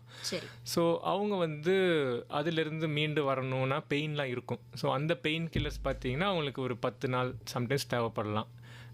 சில மருந்துகள் வந்துட்டு அவங்களுக்கு சப்போர்ட்டிவ் மெடிக்கேஷன் சொல்லுவோம். ஸோ சில சப்போர்ட்டிவ் மெடிக்கேஷன்லாம் பார்த்தீங்கன்னா அது 2 வாரம் வரைக்கும் கூட தேவைப்படலாம். ஏன்னா அவங்க ரெக்கவரின்னு பார்த்தீங்கன்னா ரொம்ப டைம் எடுக்கும். ஸோ அடுத்து வந்துட்டு சில பேஷண்ட், நம்ம டிரான்ஸ்பிளான்ட் முன்னாடி பேசியிருந்தோம் பார்த்தீங்கன்னா, அவங்களுக்கான மெடிக்கேஷன்லாம் சில லைஃப் லாங் வரைக்கும் வரும். ஸோ அந்த இம்யூனோசப்ரசன்ட் ட்ரக்ஸ்ன்னு சொல்லுவோம். ஸோ அதெல்லாம் வந்துட்டு அவங்க லைஃப் லாங் எடுக்கிற மாதிரி. டாக்டர், நீங்கள் இப்போ மெடிக்கேஷன் பற்றி சொன்னீங்க. ஆமாம். நிறைய பேர் என்ன பண்ணுவாங்கன்னா, நேர் வந்திருக்காங்க டாக்டர், பேசிடலாம். வணக்கம். வணக்கம் டாக்டர். வணக்கம் சார், எங்கேருந்து பேசுகிறீங்க? உங்கள் பேர் சொல்லுங்கள். பாலன், புதுச்சேரியிலிருந்து பேசுகிறேன். ஓகே, டாக்டர் இருக்காங்க, பேசுங்க. வணக்கம் சார், சொல்லுங்கள். டாக்டர், எனக்கு ஒரு 3 மாதத்துக்கு முன்னாடி பித்தப்பையை ரிமூவ் பண்ணிட்டாங்க டாக்டர். சரிங்க. அதன் பிறகு ரைட் லெக் ஆங்கிளில் வந்து ரொம்ப வீக்கமாக இருக்குது டாக்டர். சரிங்க. அது எதனாலன்னு தெரியல. அது வந்து நல்லா நடக்கலாமா டாக்டர்? நடக்க முடியல என்னால். அதான். சரிங்க. உங்களுக்கு ஒரு காலில் மட்டும்தான் வீக்கம் வந்திருக்குங்களா, இல்லை 2 கால்லையுமே வீக்கம் இருக்குதுங்களா? ஒரு காலில் தான் சார் வீக்கம். ஒரு காலில் தான் வீக்கம் இருக்குதுங்களா? இது வந்து பித்தப்பை சர்ஜரிக்கும் இதுக்கும் யூஸ்வலாக சம்மந்தம் இருக்காது. என்ன கேட்டிங்கன்னா, ஒரு நல்ல ஒரு டாக்டர் நீங்கள் போய் பார்க்குறது பெட்டர். ஏன்னா வந்துட்டு இது வந்துட்டு ஒரு காலில் இருக்கிறதுனால ஏதாவது இன்ஃபெக்ஷனால் இருக்கலாம், இல்லை வேறு ஏதாவது அடிபட்டு கூட வீக்கமாகிருக்கலாம். ஸோ நீங்கள் வந்துட்டு ஒரு அறுவை சிகிச்சை டாக்டராக போல. டாக்டர் எனக்கு வந்து சொல்லுங்கள். ஆர்த்தோ போய் பார்க்க சொல்லி டைரக்ஷன் கொடுத்தாங்க. ஆர்த்தோ பார்த்தேன். ஓகேங்க. அவங்க வந்து உங்களுக்கு வந்து அதிகமாக வந்து மூட்டு வலிலாம் இல்லை, வலி வந்து வந்தனாக்கா ஹார்ட் பேக் வைங்கன்னு சொன்னாங்க. அவ்வளோதான் டாக்டர். என்ன சொல்கிறீங்க? ஹார்ட்டுக்கா? ஹார்ட் அதாவது சுடுதண்ணி. சுடுதண்ணி. ஓகே, ஹாட் வாட்டர் கம்ப்ரெஷன் சொல்லியிருக்காங்களே, அதுதான். ஆக்சுவலாக இது இன்ஃபெக்ஷன் ஆயிருக்கா இல்லையான்றது நீங்கள் ஒரு டாக்டர்கிட்ட காமிச்சிங்கன்னா இன்னும் கொஞ்சம் ஒரு நல்ல ஐடியா கிடைக்கும் உங்களுக்கு. ஏன்னா யூஸ்வலாக ஒரு காலில் மட்டும் வரக்கூடாது. ஏதாவது அடிபட்டு இருந்தாலோ இல்லை ஏதாவது இன்ஃபெக்ஷன் ஆயிருந்தால் தான் இந்த மாதிரி ஆகும் உங்களுக்கு. சரிங்களா? ஸோ தேவையென்றால் அவங்க சில ஸ்கேன்லாம் சொல்லுவாங்க, அதை மட்டும் எடுத்து பார்த்து கன்ஃபார்ம் பண்ணிக்கலாம். அவங்க எக்ஸ்ரே எடுத்து பார்த்துட்டு தான் டாக்டர் சொன்னாங்க. அதனால அதான் சொல்கிறேன். இன்கேஸ் அது எடுத்து பார்த்து உங்களுக்கு கொடுத்த மருந்துகள்லாம் அதில் சரியாக ஆகலைன்னா திரும்ப அடுத்த ஸ்கேன் ஒன்று எடுப்பாங்க. ஸ்கேன் எடுத்து பார்த்துட்டு அவங்க கன்ஃபார்ம் பண்ணி சொல்லுவாங்க. சரிங்களா? ஓகேங்க சார். நன்றிங்க, அழைத்தமைக்கு நன்றி டாக்டர். இப்போ நம்ம பேசிட்டு இருந்தோம் அறுவை சிகிச்சைக்கு பின்னாடி மருந்துகள் எவ்வளோ நாள் எடுத்துக்கணும் அப்படின்னு சொல்லிட்டு பேசியிருந்தோம். ஸோ நிறைய பேர் ஆன்டிபயோட்டிக் சொல்லும்போது ஆன்டிபயோட்டிக் நிறைய நாள் எடுத்துக்கக்கூடாது அப்படின்னு அவங்களே கவுன்சிலிங் கொடுத்துக்கிற போல ஒரு பர்டிகுலர் டேஸ் அவங்க சாப்பிடுவாங்க. டாக்டர்ஸ் டேஸ் வந்து கம்ப்ளீட் பண்ண மாட்டாங்க. ஸோ இதோட பின்விளைவுகள் இருக்கா? ஆமாம், இது நீங்கள் அருமையாக ஒரு பாயிண்ட் சொல்லியிருக்கீங்க. ஆக்சுவலாக இது வந்துட்டு நிறைய இடத்துல நடக்கிற தவறு தான். ஏன்னா வந்துட்டு இப்போ நம்ம 5 நாள் இல்லை 7 நாள் கொடுப்போம். ஸோ அவங்க வந்துட்டு எனக்கு 2 நாள்லேயே வந்துட்டு இந்த இன்ஃபெக்ஷன் சரியாயிடுச்சு அப்படின்னு நிறுத்திடுவாங்க. ஸோ அதில் என்ன தவறு நடக்குதுன்னா, அந்த ஆன்டிபயோட்டிக் வேலை செய்யும் போது 50% வேலை செய்யும் போதே நம்ம உடல் நல்லா ஆகிற மாதிரி இருக்கும். ஸோ அந்த மீதி 50% அந்த பாக்டீரியா வந்துட்டு இந்த ஆன்டிபயோட்டிக்கில் இன்கேஸ் அது வந்து நல்லா சாகாமல் இருந்துருச்சுன்னா ரெசிஸ்டன்ஸ் டெவலப் ஆகும். ஸோ ரெசிஸ்டன்ஸ்னால் வந்துட்டு நெக்ஸ்ட் டைம் அதே ஆன்டிபயோட்டிக் கொடுக்கும்போது அந்த பாக்டீரியாவால் அதெல்லாம் உயிர் வாழ முடியும், அழியாது. ஸோ இதனால் நிறைய பேர் வந்துட்டு இப்போ நடக்கிறது என்னென்னா, நிறைய பேர் நேராக அவங்களே வந்துட்டு ஃபார்மசிக்கு போயிட்டு அவங்களே வந்து ஆன்டிபயோட்டிக் டேப்லெட் வாங்கி போட்டுடுறாங்க. போட்டுட்டு ஒரு 2 நாள் போதும் எனக்கு அப்படின்ட்டு வாங்கி போட்டு முடிச்சிக்கிறாங்க. ஸோ அதே டைம் நெக்ஸ்ட் அதே மாதிரி இன்ஃபெக்ஷன் ஆகும்போது அதே ஆன்டிபயோட்டிக் வாங்கும்போது அவங்க வேலை செய்ய மாட்டேங்குது. ஸோ அடுத்து வந்துட்டு அவங்க ஹையர் ஆன்டிபயோட்டிக்ஸ் தேவைப்படுது அவங்களுக்குலாம். ஸோ இதனால தான் வந்துட்டு நம்ம இப்போ இருக்கிற ஆன்டிபயோட்டிக் ட்ரெண்டு பார்த்திங்கன்னா, முக்கால்வாசி ஆன்டிபயோட்டிக் எல்லாமே ரெசிஸ்டன்ஸ் ஆன மாதிரி தான் வந்துட்டு ரிப்போர்ட்லேயே வருது. நான் அந்த சீழெலாம் வந்துட்டு கல்ச்சர் சென்சிட்டிவிட்டின்னு அனுப்புவோம். அந்த டெஸ்ட் அனுப்பும்போது எல்லாத்துக்குமே ரெசிஸ்டன்ட் தான் வருது. ஸோ இதுக்கான காரணம் என்னென்னா, இந்த மாதிரி ஆன்டிபயோட்டிக்கை நம்ம ஒழுங்கான முறையில் பயன்படுத்தாதது தான். ஸோ நம்ம வந்து அந்த பாக்டீரியா ஒழுங்காக அழிக்காததுனால அதுக்கு வந்துட்டு அது எதிர்ப்பை வந்து அது வந்துட்டு ரெசிஸ்டன்ஸ் டெவலப் பண்ணிடுது. ஸோ அதனால் வந்துட்டு நம்ம ஆன்டிபயோட்டிக்ஸ் டாக்டர் என்ன சொல்கிறாங்களோ அந்த டியூரேஷனை கரெக்டாக கம்ப்ளீட் பண்ணியே ஆகணும். ஸோ நம்ம ஸ்கிப் பண்ணவே கூடாது. ஓகே, கண்டிப்பாக நீங்கள் சொல்கிற ஆன்டிபயோட்டிக் வந்து அவங்க நீங்கள் சொல்கிற நாட்கள் வரைக்கும் எடுத்துக்கணும் அப்படின்ட்டு ரொம்ப அழுத்தமாக பதிவு பண்ணியிருக்கீங்க. மக்கள் பல பேருக்கு இந்த செய்தி சென்று சேர்ந்திருக்கும் நம்ம நம்புகிறோம் டாக்டர். அடுத்ததாக பார்த்தீங்கன்னா, அறுவை சிகிச்சையில் ஏற்பட்ட காயங்களை எவ்வாறு பராமரிக்கணும்?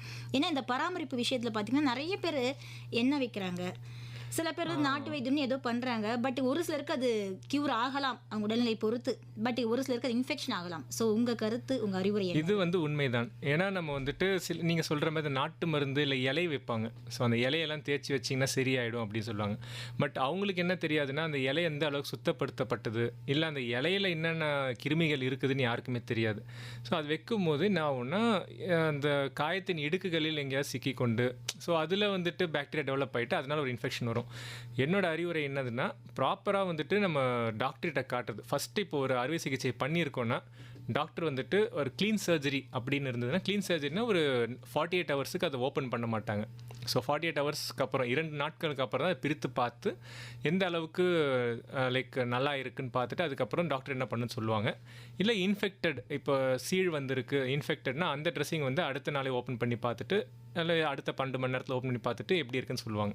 ஸோ இந்த ட்ரெஸ்ஸிங்ஸ்லாம் வந்துட்டு ப்ராப்பராக டாக்டர் சொல்கிற முறைப்படி நம்ம ஃபாலோ பண்ணணும். சரிங்க டாக்டர். அதே மாதிரி அதோட கேர் நீங்கள் சொல்கிற மாதிரி பார்த்தீங்கன்னா, அது எப்படி பராமரிக்கணும்னா, டாக்டர் வந்துட்டு இத்தனை நாள் வந்துட்டு ப்ராப்பராக வச்சுக்கணும் அப்படின்னு சொல்லுவாங்க.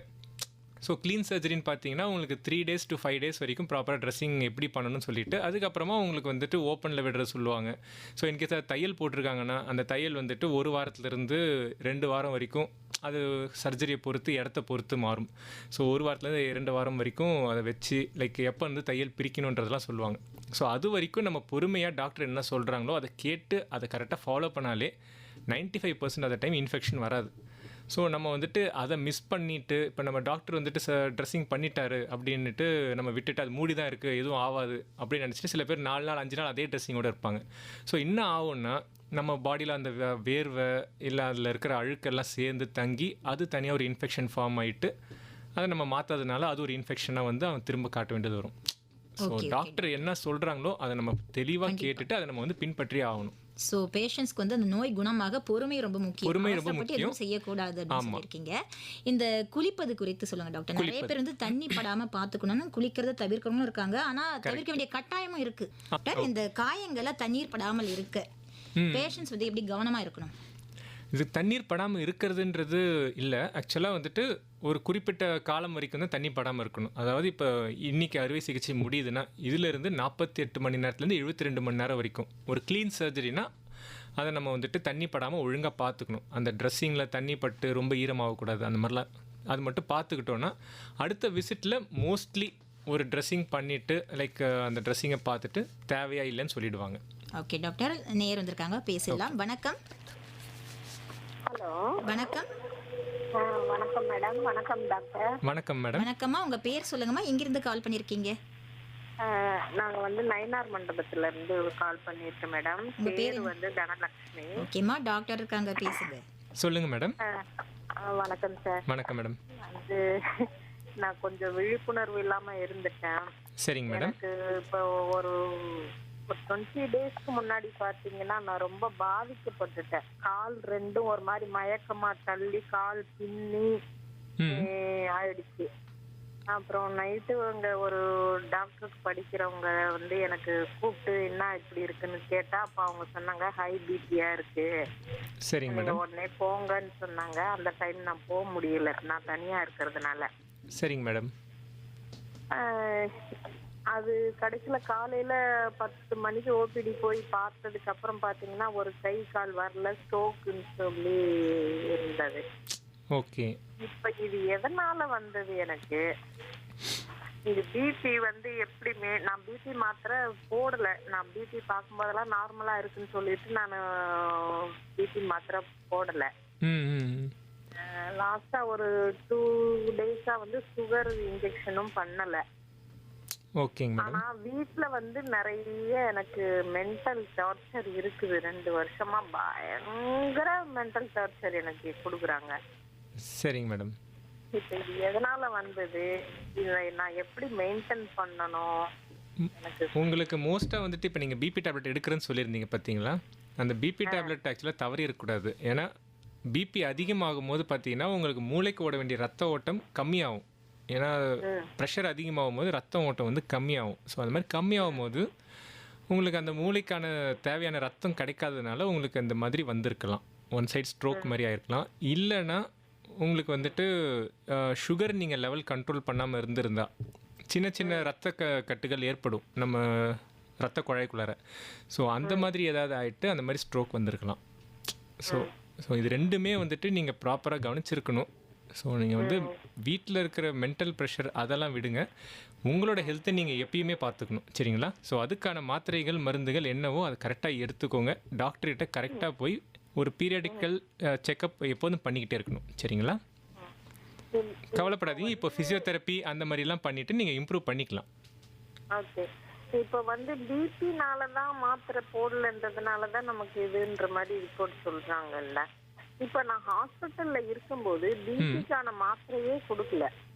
சரிங்க மேடம். அப்ப இதைத்தானே நானும் வீட்ல பண்ணேன். பிபி இல்ல, நார்மலா இருக்கு. அதுக்கு மாத்திரை கொடுக்கலனாலும் அவங்க இன்ஜெக்ஷன் அந்த மாதிரி ஏதாவது சேஞ்ச் பண்ணி போட்டிருந்துருப்பாங்க. ஸோ அவங்க உங்களோட மாத்திரையெல்லாம் கேட்டுட்டு அதுக்கேற்ற மாதிரி மாற்றிருப்பாங்க ஏதாவது. சரி. சரிங்களா? இப்போ வந்து இப்போ இன்னொரு ஒரு சஜஷன் கேக்குறேன். இப்போ பிசியோதெரப்பி வீட்ல வந்து பண்ணாதான் அந்த அளவுக்கு கொஞ்சம் மூவ்மெண்ட் இருக்கும்னு பண்ணதான் சொல்றீங்க எல்லாரும். ஆமாங்க மேடம். இப்போ இது வந்து ஆயுர்வேதிக் மெடிசன் எடுக்கலாமா? இந்த காலு இந்த ஆயில் தடவி மசாஜ் பண்றது இந்த மாதிரி பண்ணலாமா? ஆயில் மசாஜ் அந்த மாதிரிலாம் பண்ணிக்கலாம் மேடம். பட் மெடிக்கேஷன் பார்த்தீங்கன்னா அலோபதி ஆயுர்வேதிக் ரெண்டுமே மிக்ஸ் பண்ணுறது என்னோட அறிவுரை கிடையாது. எடுத்தீங்கன்னா ஃபுல்லாக அலோபதி மெடிசன் எடுக்கணும். ஏன்னா நீங்கள் வந்துட்டு ரெண்டுமே மிக்ஸ் பண்ணும்போது பவர் அதிகமானாலோ இல்லை அதில் என்ன கலந்துருப்பாங்கன்னு நமக்கு தெரியாது. ஸோ அது கூட சேர்ந்து நீங்கள் ஓவர் டோசேஜ் அந்த மாதிரி ஏதாவது எடுத்துட்டிங்கன்னா அதுவுமே ப்ராப்ளம் தான். சரிங்களா? அது வந்து நீங்க இன்டேக் கொடுக்கறது தானே சொல்றீங்க? ஆமா, டேப்லெட்ஸ் அந்த மாதிரி சொல்றது. ஆயில் மசாஜ்ல நீங்க பண்ணலாம். இன்டேக் இல்லாம ஆயுர்வேதிக் இன்டேக் மட்டும் எடுத்துக்காம பட் இந்த பிசியோதெரபிக்கு வந்து பதிலா வந்து ஆயுர்வேதிக் அந்த ஆயில் மசாஜ் பண்றது அது பண்ணலாமா? தாராளமா பண்ணலாம். ஆயில் மசாஜ் பண்ணலாம். பிசியோதெரபி பண்றது என்ன கேட்டீங்கன்னா அட்வைசபிள். ஏன்னா அவங்க வந்துட்டு எது என்னென்ன பாதிப்பா இருக்கோ அதுக்கேற்ற மாதிரி அவங்க எக்ஸசைஸ் சொல்லுவாங்க. சரிங்களா? இப்போ அந்த பிபி வந்து சார் லோ பிபி ஹை பிபின்றது எப்படி நம்ம தெரிஞ்சுக்கிறது? நானு அது இல்லை அப்படி இல்லைங்க மேடம். நம்ம ரெகுலராக செக் பண்ணுறது தான். பிபி மிஷின்லாம் இப்போ அவைலபிளாக இருக்குது, நம்ம வாங்கிக்கலாம். பட் அதுதான் நம்மளுக்கு வந்துட்டு கரெக்டாக சொல்லுமான்றது கேட்டிங்கன்னா கிடையாது. மெடிக்கல் கிரேட் பிபி மிஷின்றது வேறு, நம்மளுக்கு கமர்ஷியலாக கிடைக்கிற அந்த ஆன்லைனில் கிடைக்கிறதுன்றது வேறு. ஸோ கொஞ்சம் வேறுபாடுகள் வரலாம். ஸோ அதை ஃபுல்லாக நம்பி இருக்காதீங்க. உங்களுக்கு எப்போ தலை சுற்றுற மாதிரி இருந்தாலும் உடனே போய் ஒரு டாக்டரை பார்த்துறது நல்லது. இல்ல இப்ப அந்த மாதிரி இருக்கும்போது நானே வீட்ல அமலோட்பின் தான் கொடுத்துக்கிறாங்க. அதுதான் மேடம், அதை நீங்கள் அப்படி எடுத்துக்க கூடாது. ஏன்னா பிபியை பொறுத்து மாறும். ஸோ அது ரொம்ப அதிகமாக இருந்துச்சுன்னா உங்களுக்கு வேறு மாதிரி டேப்லெட் கூட தேவைப்பட வேண்டிய இருக்கும். தள்ளுது கீழே அப்படியே ட்ரிங்க் சாப்பிட்டவங்க மாதிரி பயங்கரமா தள்ளுது. அதான் மேடம் புரியுது. நீங்கள் வந்துட்டு ஒரு டாக்டர் இதுக்கு செக்அப் பண்ணிட்டு பார்த்துறது பெட்டராக இருக்கும். இதுக்கு வந்து பிபிக்கு வந்து நார்மலா சுகர் டாக்டர் அந்த மாதிரி கன்சல்ட் பண்ணணுமா இல்ல? ஆமாங்க மேடம், சுகர் டாக்டர் பிபி அவங்க பிபியுமே சேர்த்து பார்ப்பாங்க. சரிங்க. ஓகே ஓகேங்க மேடம். ரொம்ப நன்றி. நன்றி எனக்காக நன்றிம்மா time அழைத்தமைக்கு கொடுத்ததுக்கு நன்றி. ரொம்ப நன்றி. நன்றிங்கம்மா. Thank you doctor. நேர் வரதுக்கு முன்னால் நம்ம பேசியிருந்தோம் அறுவை சிகிச்சைக்கு பின்னால காயங்கள்ல தண்ணீர் படாம பார்த்துக்கணும் நீங்க விளக்கம் சொல்லியிருந்தீங்க. ஸோ கண்டினியூ பண்ணலாம் டாக்டர். அதுதான் தண்ணி படாமல் பார்த்துக்கணும். மொதல் 42லேருந்து 2 மணி நேரம் வரைக்கும் தண்ணி படாமல் பார்த்துக்கணும். க்ளீன் சர்ஜரிஸ் சொல்லுவோம். ஸோ அதுக்கப்புறம் உங்களுக்கு அது ஒரு லேயர் ஃபார்ம் ஆகிடும். ஸோ தட் அதுக்கப்புறம் நீங்கள் வந்துட்டு பெருசாக தண்ணி பட்டாலும் உங்களுக்கு ஒன்றும் ஆகாது. பட் நம்ம அதை வந்துட்டு துடைக்கும் போதோ இல்லை இது பண்ணும் போது ரொம்ப தேய்க்கக்கூடாது. அது ஒன்று தான். ஏன்னா இப்போ தான் தின் லேயராக ஃபார்ம் ஆகிருக்கும். அதை நம்ம வந்து திரும்ப வந்து பிச்சிடக்கூடாது. ஸோ அது வந்து காயம் ஆறுறதுக்கு மினிமம் ஒரு 1 வீக்லேருந்து 2 வீக்ஸ் வரைக்கும் டைம் கொடுக்கணும். அதுக்கப்புறம் அது ஆறிடும். இன்கேஸ் இப்போ நம்ம வந்துட்டு சில சர்ஜரியில் இப்போ இந்த சீழ் பிடிச்சிருக்கிறது சொல்லியிருந்தேன்ல, ஸோ அதெல்லாம் வந்து ஓப்பனில் விடுவோம். அதெல்லாம் வந்துட்டு கண்டிப்பாக தண்ணி படாமல் தான் பார்த்துக்கணும். ட்ரெஸ்ஸிங் டெய்லிக்கும் சேஞ்ச் பண்ணுற மாதிரி வரும். ஸோ காயம் ஓரளவுக்கு நல்லா ஆனதுக்கப்புறம் ஆறுனதுக்கப்புறம் அப்புறமா ஒரு 5 நாள்லேருந்து 1 வாரம்க்கு அப்புறம் தண்ணி பட்டால் பிரச்சனை இல்லை. பட் நம்ம வந்துட்டு முடிஞ்ச அளவுக்கு அதை உலர்ந்து அதாவது ட்ரையாகவே வச்சுக்க பார்க்கணும். ரெண்டு காயமும் அப்படி தான் இருக்கும். சரிங்களா? Thank you doctor. மக்களே FM rainbow Puduvai 102.8 hello doctor கேட்டுட்டு இருக்கீங்க. அறுவை சிகிச்சைக்கு முன்னும் பின்னும் கவனம் கொள்ள வேண்டிய விஷயங்கள் குறித்து நம்முடைய விளக்கம் தந்துட்டு இருக்காங்க புதுச்சேரி பொது அறுவை சிகிச்சை பிரிவின் உதவி பேராசிரியர் டாக்டர் ஜே சரத்குமார் அவர்கள். டாக்டர் நேர் வந்திருக்காங்க, பேசலாம். வணக்கம். ஹலோ வணக்கம். வணக்கம், சொல்லுங்க, யார் பேசுறீங்க? நான் வேலூர் மாவட்டம் கட்பாடி பகுதியிலேருந்து சந்திரசேகர் பேசுறேன். டாக்டர் இருக்காங்க, பேசுங்க. சொல்லுங்க சார். டாக்டர், நீங்க குழந்தைகளுக்கு இந்த ஆபரேஷன் பண்ணறதுக்கு முன்னாடி சில ப்ரொசீஜர்ஸ் எல்லாம் செக் பண்ணிக்கணும் அப்படின்னு சொன்னீங்க. இப்போ குழந்தைகள்ல அந்த ஆபரேஷனாவே பயப்படுவாங்க. அவங்களை எப்படி வந்து பெற்றோர்கள் தயார்படுத்தலாம்? அண்ட் ஆஃப்டர் ஆபரேஷன் அப்படிங்கறது எப்படி செக் பண்ணணும், என்ன மாதிரியான விஷயங்கள் ஆகும், அந்த காயங்கள் அதெல்லாம் ஆறதுக்கு எப்படி வந்து நம்ம முற்படணும், இதை பத்தி கொஞ்சம் விளக்கமா சொல்லுங்களேன். ஓகேங்க சார். ஆக்சுவலாக பார்த்தீங்கன்னா குழந்தைகள் பேரண்ட்ஸை பார்த்துட்டு தான் அவங்க வந்து ரியாக்ஷனே கொடுப்பாங்க. ஸோ நீங்கள் வந்துட்டு டாக்டர் சொல்லும் போது பயப்படாமல் எல்லாத்தையும் தெளிவாக கேட்டுக்கொள்ளணும். ஸோ அதை கேட்டுட்டு அதுக்கப்புறமா லைக் டாக்டர்கிட்ட எல்லாமே பேசி நீங்கள் கலந்து உரையாடிட்டு நீங்கள் திரும்பவும் ஒரு வாட்டி உங்கள் பையனுக்கு ஒரு வாட்டி எடுத்து சொல்லணும். இந்த மாதிரி சிம்பிளாக தான் பண்ணுவாங்க, ஒன்றும் இல்லை, ஒரு சின்ன காயம் அந்த மாதிரி தான். ஸோ நீங்கள் வந்து எவ்வளோக்கு எவ்வளோ பையன் கம்ஃபர்ட் பண்ணுறீங்களோ அவ்வளோக்கு அவ்வளோ அவனுக்கு வந்துட்டு ஒரு தைரியம் கிடைக்கும். ஸோ இந்த சைடில் நீங்கள் தைரியம் கொடுக்க வேண்டிய மெயின் ஆள் வந்து பேரண்ட்ஸ் தான். சரிங்களா? இது வந்துட்டு மென்டலி கவுன்சிலிங். அதுக்கப்புறம் ஃபிசிக்கலாக அவங்களுக்கு வந்துட்டு எப்படி இம்ப்ரூவ் பண்ணணும்னா நீங்கள் வந்துட்டு அவங்கள்ட்ட சிரித்து பேசி விளையாடணும். நீங்கள் வந்துட்டு ஆப்ரேஷனுக்கு அப்புறம் சோகமாக இருந்தாலோ இல்லை அழுதாலோ அதை பார்த்துட்டு தான் நம்ம குழந்தை வந்து ரியாக்ஷன் பண்ணும். வலினாலையும் கொஞ்சம் இருக்கலாம், பட் அவங்க நம்மளை பார்த்துட்டு இதுவாகிறது தான் அதிகமாக இருக்கும். சரிங்களா? ஸோ அது இல்லாமல் நீங்கள் அவங்க கூட சிரித்து பேசி விளையாடுறதும், அவங்களுக்கு ஒரு நல்ல உணவு, ப்ரோட்டீன் ரிச் ஃபுட்டுன்னு சொல்லுவோம், அப்புறம் விட்டமின் சி இருக்கிற மாதிரி இந்த ஆரஞ்சு அந்த மாதிரி இருக்கிறது ஃபுட்ஸ் எல்லாம் நீங்கள் நல்லா கொடுத்தீங்கன்னா வேகமாக காயம் ஆடுறதுக்காக ஹெல்ப் பண்ணும். சரிங்களா? Super sir. ஸோ இதெல்லாம் நீங்கள் பண்ணாலே அவங்களுக்கு வந்து அந்த காயம் இருக்குதுன்றதே மறந்துட்டு உங்கள் கூட சிரித்து பேசி விளையாடும் போது அவங்களுக்கு அதுலேயே வந்துட்டு பாதி இது சரியாயிடும், பாதி காயம் சரியாயிடும். மீதி வந்து காயம் வந்துட்டு அது 1 வாரத்துல 2 வாரத்துல சீக்கிரம் சரியாயிடும். சரிங்களா? ரொம்ப சந்தோஷம் டாக்டர், ரொம்ப அற்புதமான ஒரு தகவல் கொடுத்தீங்க. Thank you sir. நன்றி டாக்டர். தேங்க்யூங்க, தேங்க்யூ, அழைத்தமைக்கு நன்றி. Thank you. FM rainbow Puduvai 102.8 hello doctor கேட்டுருக்கீங்க. அறுவை சிகிச்சைக்கு முன்னும் பின்னும் கவனம் கொள்ள வேண்டிய விஷயங்கள் குறித்து நம்முடைய டாக்டர் பேசிட்டு இருக்காங்க. டாக்டர், இந்த அறுவை சிகிச்சை செய்த பின்னால இந்த வாட்டர் இன்டேக், தண்ணீர் வந்து எவ்வளவு எடுத்துக்கணும், அது எவ்வளவு அவசியம் பேஷண்ட்ஸ்க்கு? தண்ணீர் ஆக்சுவலாக மிகவும் ரொம்ப அவசியம். ஏன்னா நம்ம தண்ணி குடிக்கிறத பொறுத்து தான் ஹீலிங் ஆக்சுவலாக இருக்குது. ஸோ இப்போ நம்ம சர்ஜரியை பொறுத்த தண்ணி இன்டேக் வந்து மாறும். ஸோ சில பேர் வந்துட்டு நார்மல் சர்ஜரி, இந்த சின்ன சர்ஜரி பெரிய சர்ஜரினும் அந்த சர்ஜரி கிட்னி கிட்ட போகாத சர்ஜரி, ஸோ அந்த மாதிரி இருந்துச்சுன்னா ஒன்றும் ப்ராப்ளம் இல்லை. இல்லைனா அவங்கக்கிட்ட pre existing kidney conditions, chronic kidney disease சொல்லுவோம், அந்த மாதிரி பேஷண்ட்ஸ் தவிர மற்ற பேஷண்ட் எல்லாருமே வந்துட்டு 3 லிட்டர் வரைக்கும் தண்ணி எடுத்துக்கலாம். ஸோ ஆவரேஜாக சொல்கிறேன், அது பேஷண்ட்டோட வெயிட்டை பொறுத்து மாறும். ஸோ ஆவரேஜாக 3 லிட்டர் தண்ணி எடுக்கணும் போஸ்ட் சர்ஜரி. ஸோ இதை வந்துட்டு அவங்க ஏன் நான் எடுக்க சொல்கிறேன்னா, தண்ணி ப்ராப்பராக எடுத்தால் தான் நம்ம வந்துட்டு யூரின் நிறைய போகும். யூரின் நிறைய போகும்போது நம்ம யூரினரி ட்ராக்ட் இன்ஃபெக்ஷன் சொல்லுவோம், அங்கே ஏதாவது இன்ஃபெக்ஷன் இருந்தாலும் கிளியர் ஆகிடும். ப்ளஸ் நம்ம பாடிக்கு வந்துட்டு அடிக்குவேட் தண்ணி இருந்தால் தான் சர்க்குலேஷன் இம்ப்ரூவ் ஆகும். பிளட் சர்க்குலேஷன் இம்ப்ரூவ் ஆனால் தான் வந்துட்டு ஹீலிங்கும் வந்துட்டு ரொம்ப வேகமாக நடக்கும். ஸோ இது இல்லாத பட்சத்தில் என்ன ஆகும்னா அவங்களுக்கு வந்துட்டு லைக் பிரெயினுக்கு போகிற சர்க்குலேஷனாக இருக்கட்டும், இல்லை அந்த காயத்துக்கு போகிற சர்க்குலேஷனாக இருக்கட்டும், இதெல்லாம் கம்மியாகும் போது ப்ராப்பராக நடக்காதனால இன்ஃபெக்ஷன்ஸ் ஆகிறதுக்கான சான்சஸ் கம்மி தான், இருந்தாலும் ஆகிறதுக்கான சான்சஸ் கொஞ்சம் அதிகமாகலாம். ஸோ தண்ணி ரொம்ப மிகவும் அவசியம் இதுக்கு. ஓகே டாக்டர், நேர் வந்திருக்காங்க, பேசலாம். வணக்கம். வணக்கம். வணக்கம், சொல்லுங்க, யார் பேசுறீங்க?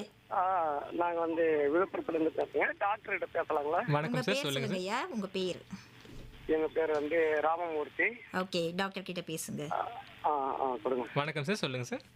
வணக்கம். இந்த முழு உடல் பரிசோதனைன்னு சொன்னீங்க, ஆமாம், அது எதை சார்ந்தது அந்த முழு உடல் பரிசோதனை தெரிஞ்சுக்கலாங்களா? இது ஜென்ரல் செக், அதான் மாஸ்டர் ஹெல்த் செக்அப் அந்த மாதிரி இருக்குங்க சார். அந்த மாதிரி கேட்குறீங்களா இல்லை அறுவை சிகிச்சைக்கான உடல் பரிசோதனை அப்படி கேட்க வரீங்களா? நமக்கு வந்து டோட்டலாவே நான் கேட்கறேன், அறுவை சிகிச்சைன்றதை வச்சு நான் கேட்கல. ஓகே, அப்படி பார்த்தீங்கன்னா வந்துட்டு உங்களுக்கு உடல் உறுப்பில் மிக முக்கியமானது இந்த தைராய்டு, இல்லை இந்த தைராய்டு, பிளட் டெஸ்ட்டு, நம்ம அறுவை சிகிச்சை முன்னாடி எடுக்கிற அந்த பிளட் டெஸ்ட் அதெல்லாமே சேர்த்து தான் எடுப்போம். அது இல்லாமல் தைராய்டு, கிட்னி ஃபங்க்ஷன் டெஸ்ட் எடுப்போம். மற்றபடி நீங்கள் அதில் சில டெஸ்ட்டுகள் எக்ஸ்ட்ரா இருக்கும். ஸோ இப்போ சில ஹார்மோன் டெஸ்ட் அந்த மாதிரிலாம் இருக்கும். அதெல்லாம் நீங்கள் உங்களுக்கு தேவைப்படுமான்றத டாக்டர்கிட்ட பார்த்து நீங்கள் சூஸ் பண்ணுற மாதிரி தான் வரும். ஸோ என்ன கேட்டிங்கன்னா நீங்களாக வந்துட்டு ஆப் பண்ணுறத விட ஒரு டாக்டரை பார்த்துட்டு எனக்கு எந்த பிளட் செக்கப் வந்து பெஸ்ட்டு அப்படின்றத ஒரு வாட்டி டாக்டர் நீங்கள் பார்த்துட்டிங்கன்னா உங்களுக்கு எது பெஸ்ட்டோ அதை சொல்லுவாங்க. இல்லை, இப்போ நாங்கள் ஹாஸ்பிட்டலுக்கு போயிட்டு பார்க்குறோம். இருந்தாலும் நமக்கு வந்து நீங்கள் சொன்னீங்க முழு உடல் பரிசோதனைன்ட்டு, அது என்னென்ன அடங்குன்றதுக்காக தான். இப்போ ஆண்களுக்கும் உண்டு தைராய்டு, பெண்களுக்கும் உண்டுங்களா? ஆமாம் ஆமாம், எல்லாருக்குமே வரலாம். ஆமாம். ஸோ நம்ம வந்துட்டு அதான் உங்களுக்கு வந்துட்டு இப்போ ஜென்ரல் ஹெல்த் செக்கப்னு ஒன்று இருக்கும். அது இல்லாமல் அது கூட இதெல்லாம் சேர்க்கணும் அப்படின்றது இருக்குது. ஸோ அதெல்லாம் வந்து டாக்டரை பார்த்துட்டிங்கன்னா உங்களுக்கு பெட்டராக இருக்கும். ஓ, சரி சரிங்க, ரொம்ப தேங்க்ஸ். நன்றி ஐயா, அழைத்தமைக்கு நன்றி. டாக்டர், இந்த ஆப்ரேஷன் பண்ண பின்னால என்ன எக்ஸசைஸ் எடுத்துக்கணும்? எக்ஸசைஸ், ஸோ இது வந்துட்டு பார்த்தீங்கன்னா இதுவும் இந்த ஆப்ரேஷன் பொறுத்து மாறும். சில பேருக்கு வந்து எலும்பு முறிவுனால ஃப்ராக்சர்னால வந்து ஆப்ரேஷன் பண்ணியிருப்பாங்க. சில பேருக்கு வந்து ஹார்ட் சர்ஜரி பண்ணியிருப்பாங்க. ஸோ இப்போ பார்த்தீங்கன்னா எலும்பு முறிவு ஆப்ரேஷன் ஆனவங்களுக்குலாம் வந்துட்டு 1 மாதத்துலேருந்து 3 மாதம் வரைக்கும் ஒரு ரெஸ்ட் ப்ளஸ் ஃபிசியோதெரப்பி தேவைப்படும். ஸோ அவங்களுக்குலாம் வந்துட்டு கொஞ்சம் கொஞ்சமாக ஸ்ட்ரெச் பண்ணுறதும், அந்த வெயிட் பேரிங் சொல்லும், கொஞ்சம் கொஞ்சமாக எடையை வந்து அதிகமாக்கி அவங்கள தூக்க சொல்லும். ஸோ அந்த மாதிரி பண்ணுறது ப்ளஸ் அவங்களோட உடல் எடையை அவங்க தாங்குற மாதிரி எப்போ அவங்க வந்து முன்னேறுறாங்களோ அப்போ தான் அதை பண்ண சொல்லும். ஸோ இது ஆர்த்தோபெடிக் ஃபிசியோதெரப்பி அவங்களாம் பார்த்துக்குவாங்க. அடுத்து ஹார்ட் சர்ஜரி பண்ணவங்களாம் வந்துட்டு அவங்கள வந்துட்டு எடுத்த உடனே ரொம்ப தூரம் நடக்க சொல்ல முடியாது. ஸோ அவங்கள மெதுவாக ஃபஸ்ட்டு எந்திரிச்சு உட்காடுறது, அப்புறம் நிற்க வைக்கிறது, அதிலேருந்து ஒரு 2 ஸ்டெப் 3 ஸ்டெப் எடுத்து வச்சுட்டு அப்புறம் திரும்ப உட்கார வைக்கிறது, அந்த மாதிரி ஆரம்பித்து அதுக்கப்புறம் மெதுவாக ஒரு 5 minutes to 10 minutes வாக், அந்த மாதிரி கொஞ்சம் கொஞ்சமாக தான் கொண்டுட்டு போகணும். சில பேருக்கு வந்துட்டு வயிறு சர்ஜரி பண்ணியிருப்பாங்க, சில பேர் சிசேரியன் சர்ஜரிலாம் பண்ணியிருப்பாங்க. ஸோ அவங்களாம் வந்துட்டு அதிகமாக வெயிட்டு தூக்க சொல்லக்கூடாது. ஏன்னா வந்துட்டு வெயிட்டு தூக்கும் போது நம்ம ப்ரெஷர் கொடுத்து முக்கி ஒரு மாதிரி வச்சு தூக்கும். ஸோ அந்த மாதிரிலாம் பண்ணுன்னா உள்ளார போட்டிருக்க அந்த தையல்னால இல்லை, உள்ளார இருக்க அந்த ஆறாமல் இருந்துச்சுன்னா அது வந்து கொஞ்சம் லூஸ் ஆகும். ஸோ அதெல்லாம் வந்துட்டு வீக் ஆகிடுச்சுன்னா அது பின்னாடி ஹெர்னியான்ற காம்ப்ளிகேஷன்லாம் வரும். ஸோ அதனால் அதுக்கேற்ற மாதிரி நம்ம சில சர்ஜரிஸ் சொல்லுவோம், அதை ப்ராப்பராக பண்ணணும். அப்புறம் பெல்லிக் ஃப்ளோர் எக்ஸசைஸ்ன்னு சொல்லுவோம். ஸோ அதெல்லாம் வந்துட்டு ப்ராப்பராக அவங்க பண்ணாங்கனாலே இம்ப்ரூவ்மெண்ட் நல்லா வரும். ஓகே டாக்டர், நிறைய விஷயங்கள் அறுவை சிகிச்சை குறித்த நிறைய விஷயங்கள் முன்னும் பின்னும் என்னெல்லாம் செய்யணும் என்ன செய்யக்கூடாதுன்னு பல விஷயங்கள் எங்களுக்காக பகிர்ந்துக்கிட்டீங்க. நேயர்களின் சார்பாகவும் எஃப்எம் ரெயின்போ புதுவை 102.8 சார்பாகவும் மிக்க நன்றி டாக்டர். ரொம்ப நன்றிங்க. Thank you so much. மக்களே, FM rainbow Puduvai 102.8 hello doctor நிகழ்ச்சியில் இதுவரை அறுவை சிகிச்சைக்கு முன்னும் பின்னும் கவனம் கொள்ள வேண்டிய விஷயங்கள் குறித்து நம்முடைய விளக்கம் அளித்தவர் புதுச்சேரி பொது அறுவை சிகிச்சை பிரிவின் உதவி பேராசிரியர் டாக்டர் ஜே சரத்குமார் அவர்கள். நீங்க கிடைச்சிருக்கிறது எஃப்எம் ரெயின்போ புதுவை 102.8.